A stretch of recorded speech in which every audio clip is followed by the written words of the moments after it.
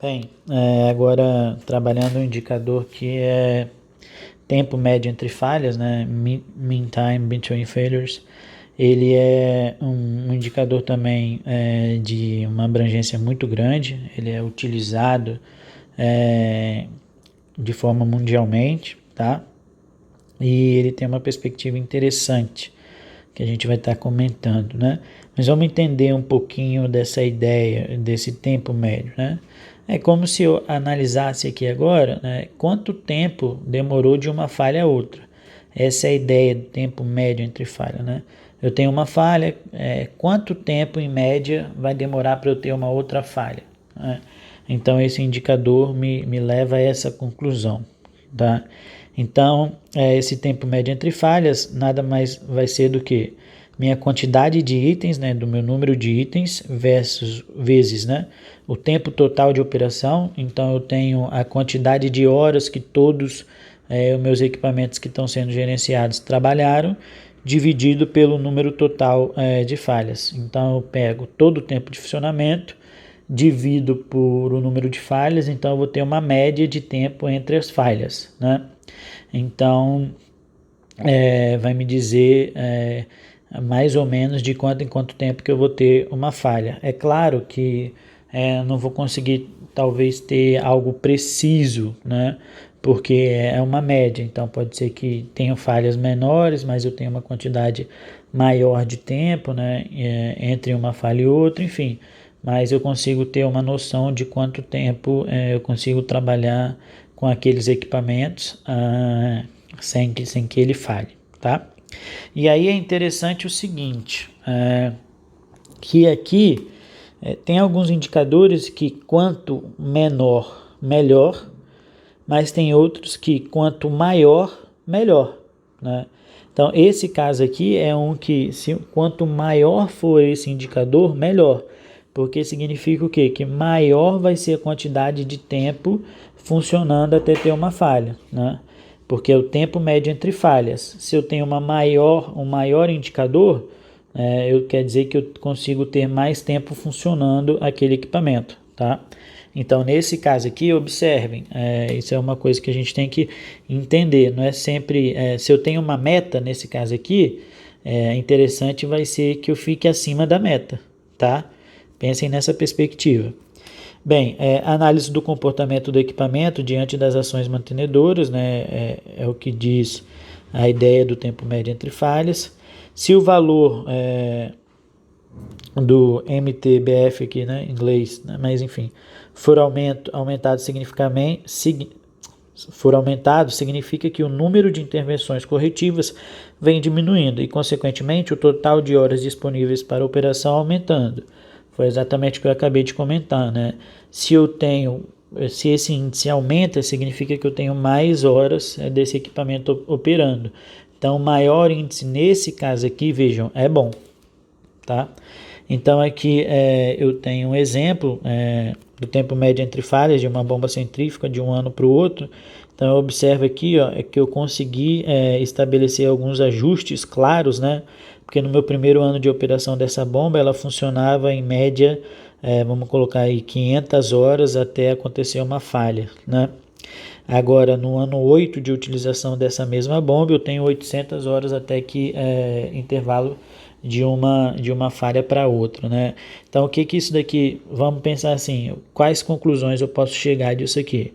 Posso chegar, por exemplo, que com 8 anos de trabalho nessa bomba, eu tenho que a minha mão de obra cada vez mais entender o funcionamento dela, a entender o formato de manutenção, entender o formato de reparo, né? Eu tenho um know-how melhor, por exemplo, de trabalho com essa bomba. Então todas essas condições, seja eu conseguir instalar melhor ela para o seu funcionamento, alinhar, enfim, todas essas condições me levaram, por exemplo,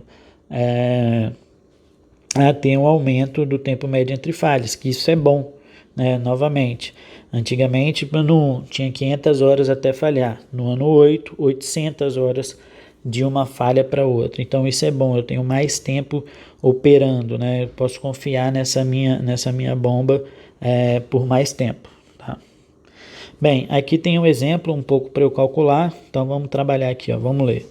Em uma unidade de processo de operação contínua, com 120 bombas centrífugas, a manutenção durante o período de um ano executou 248 reparos nas mesmas, gastando um total de 52 horas para reparos, perdão. Então, gastando um total de 52 horas para reparos. Calcule o tempo médio entre falhas, considerar um ano igual a 365 dias. Então, a primeira coisa que eu tenho que saber é quanto tempo essa máquina ficou operando, tá? Então, como que eu vou ver isso, né? Eu tenho 120 bombas, né? Essas 120 bombas vão trabalhar 365 dias, vezes 24 horas, né? Vamos pensar assim, menos as 52 horas que ela ficou parado, tudo isso sobre 248. Então, vamos entender aqui o que aconteceu, né? Eu tenho, ó, novamente, 120, né? Vamos assinalar aqui, para a gente poder entender, 120 bombas, né? Trabalhando 365 dias por 24 horas. Só que dessa quantidade de horas trabalhadas, eu tenho que tirar as horas que ela ficou parada, concorda? Porque ela não está trabalhando. Então, se eu levei 52 horas para reparar, eu tenho que tirar. Nessa não é uma quantidade de horas que ela estava trabalhando, né? Então, desse total de horas disponíveis, eu tenho que tirar 52.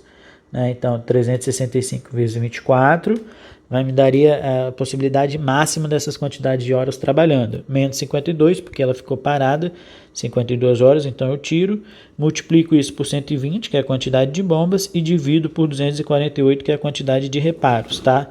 Isso vai me dar, em média, 175 dias.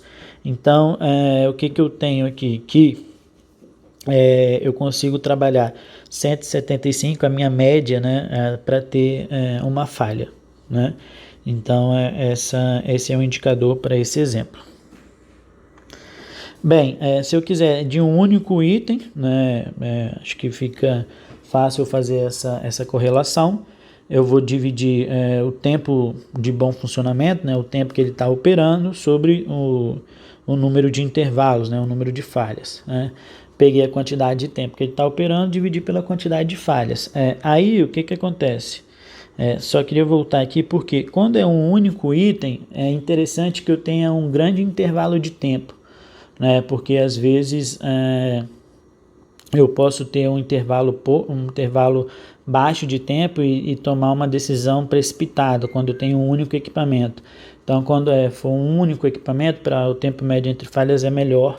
É recomendável, a literatura recomenda que a gente tenha um número maior de tempo relacionado à observação, tá? Bem, aqui é só para mostrar um tempo médio entre falhas da usina como um todo. E aí, só uma perspectiva, a meta aqui era de 120 horas, né? Então, observem aquilo que eu comentei, né? Quais meses aqui, vamos numa interpretação gráfica, né? Quais meses aqui eu tive um bom tempo médio entre falhas, né? Abril, ó, observe, abril e junho, né? Aqui a perspectiva é diferente. Quanto maior o tempo entre as falhas, melhor, tá? Essa parte, esse gráfico aqui não ficou bom, vamos desconsiderar. Então, vamos pensar um pouquinho nas condições de utilização desse indicador, né? Então, os melhores resultados vão ser para uma grande quantidade de itens, né, operando nas mesmas condições e controlados por longos períodos, né, que eu já comentei sobre as condições também. Se eu tenho que controlar equipamentos que estão na mesma condição, né? Se eu tenho equipamentos que estão em outras áreas, exposto a uma umidade maior, exposto por uma maior corrosão, exposto por uma maior quantidade de resíduos, eu não posso comparar diretamente com outros que não têm essas mesmas características no local, né? Então eu tenho que controlar equipamentos, posso controlar equipamentos similares, mas desde que eles estejam nas mesmas condições de operação, tá? E se for necessário controlar o tempo médio entre falhas em uma pequena quantidade de itens ou de apenas um item, deve-se usar períodos amplos de controle para exatidão dos resultados, como eu já comentei, né? É ideal para o controle de componentes e equipamentos simples cujas falhas sejam ligadas ao tempo de operação, né? Isso é interessante relatar e a gente trabalhar a perspectiva disso, por quê? Porque eu estou trabalhando o tempo médio entre falhas, eu não estou analisando a falha específica. Qualquer falha eu marco, tá? Então pode ser que eu tenha falhas por N motivos, né? Que o equipamento pode falhar. O ideal é que essa falha seja por desgaste relacionado ao tempo, né? Uma falha relacionada ao tempo de operação, né? Pensando em uma vida útil, né? Uma perspectiva desse tipo do equipamento até ele falhar, né? Então, para esses critérios, para esses tipos de falha, esse indicador funciona muito bem. Quando, por exemplo, eu começo a ter falhas muito complexas com variáveis, aí talvez não seja tão recomendável, porque eu não tô, nesse indicador eu não caracterizo o motivo da falha, eu só apenas faço uma amostragem, né, computo aquelas falhas de modo geral, tá? Uma outra característica é que normalmente não se consideram como falhas as paradas programadas de manutenção que não devem entrar na fórmula, né? Até coloco aqui como discutível isso, porque mesmo sendo uma parada programada, aquele equipamento deixou de funcionar, né? Mas aí a literatura diz o seguinte: como ele deixou de funcionar, mas não foi por motivo de falha dele, eu considero que ele estava disponível para trabalhar, né? Eu poderia contar com ele, né? Esse equipamento tinha essa confiabilidade no momento, né? Então eu não tiro da equação, eu não considero como falha, né? Mas é uma hora que esse equipamento não está funcionando, tá? Então, aqui é um ponto que eu ponho discutível, porque você pode considerar, você não pode considerar. Existe certo e errado nessa perspectiva aqui? Nem tanto, desde que fique claro a forma que você está estabelecendo, né? Por exemplo, eu vou contar sempre paradas programadas, beleza. Então, o nosso indicador leva em consideração isso. Mas vamos supor que eu não leve, né, não considere como falha, beleza. Então, sempre que eu tiver uma parada programada, eu estou tirando esse indicador, né? Então, assim, isso influencia, obviamente, no resultado, mas se eu tenho na perspectiva se eu estou controlando ou não, e se no equipamento, se naquele mês eu tive muitas paradas programadas ou não, isso pode estabelecer uma mudança no meu indicador. Mas tendo isso em mente, eu consigo tirar as conclusões necessárias. Bom, nesse mês aqui teve parada programada, então isso influenciou no índice ou não, enfim. Fica, nesse caso aqui, vamos colocar que fica a critério do analista, né? A critério do técnico que vai tomar essa decisão. Bem, né, sempre eu vou tirar as paradas programadas, eu vou considerar, né? Aí fica ao critério, né? Beleza, isso a gente sempre tem falado aqui de tempo médio entre falhas, né? Porque eu estou pensando no funcionamento do equipamento, tá? Mas tranquilamente eu posso substituir esse tempo por outros parâmetros, né? Posso substituir, por exemplo, por quilômetro rodado. Então ficaria tempo entre quilômetros rodados entre falhas, né? Quilômetros rodados entre falhas, né?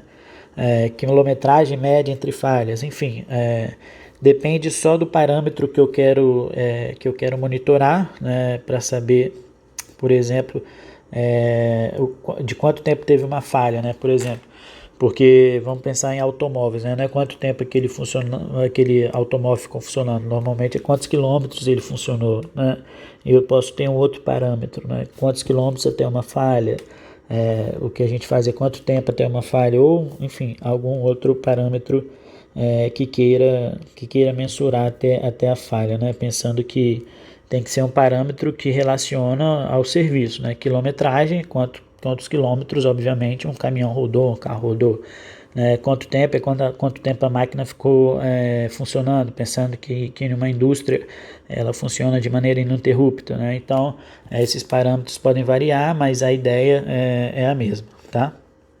E só é usado para itens que são reparáveis, né?